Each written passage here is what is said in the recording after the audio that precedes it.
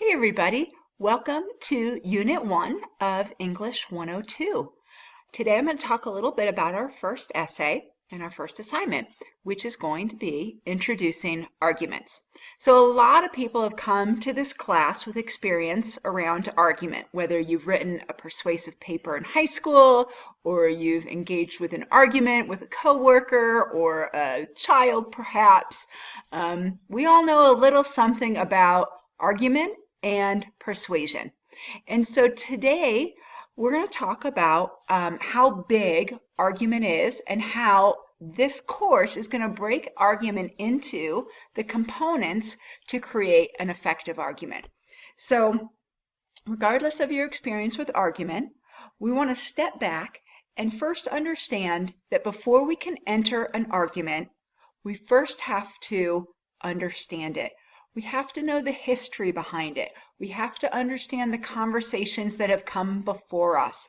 When we engage in argument, we're not the first one to show up and say something on this topic. So before we can legitimately and credibly enter the argument, we need to understand what this argument is about, what's been said previously, why did this argument even start, why is this argument still relevant today, what's at stake in this argument. So many different things to explore before we actually get to jump in and express our side and support it with evidence.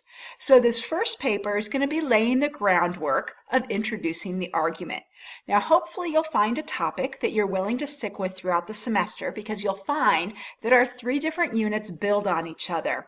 And so by the final essay, if you stuck with the same topic, you can actually use the groundwork you've laid in the first 2 essays. So in the first essay, we're going to talk about how we introduce an argument, which is the history and the background and the controversy and what's at stake. Our second unit is going to be analyzing the current arguments on the topic. Who's saying what and how are they saying it? How are they making an effective argument on both sides? So one thing to remember about these beginning papers is that you need to stay neutral.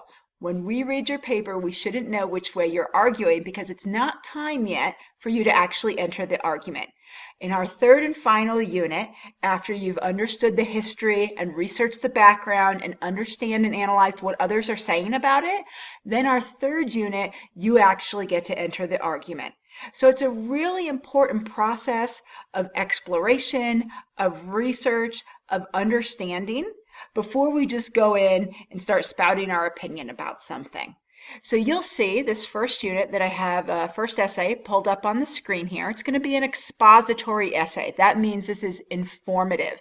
It is not argumentative and it is not persuasive. That's going to be our third essay, all right? So it tells a little bit of background about why we need to be able to introduce the argument. Again, hopefully you'll choose a topic that you'll be researching and writing on all semester. It will definitely help. As I said, the argument will build itself. Topic needs to be debatable. It needs to have multiple researched sides on it. Okay, so one time a student wanted to do an argument that child abuse was bad. Well, it was going to be really hard to find the counter argument that child abuse is good. Now, one direction I was able to steer the student was that there are different understandings of punishment and consequences in different cultures. So you could go there with that. But you want to make sure that whatever topic you choose has 2 sides, that you have an argument and that you have a counter argument. Okay, it needs to have academic research published on it. So one person wanted to argue what was a tougher sport. Lacrosse or hockey. Well, nobody's doing academic research on lacrosse and hockey and which is the tougher sport. So make sure you're picking a topic that has academic research, and make sure you're picking a topic that you can sufficiently present the background in about 4 pages. So it means you need to narrow in. Your topic can't be gun control. You can't cover all of the background of gun control in 4 pages.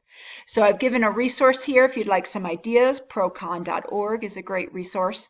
And then if you scroll down, you'll see a sample outline for this essay, as well as the requirements and the rubric I use to grade it. So make sure you're reviewing this carefully. You review it multiple times. For Unit 1, we are going to be exploring the background and history and conversations and relevancy of your topic. So I look forward to seeing you online. Again, if you have any questions, make sure you reach out early and reach out often so that I know that you need help.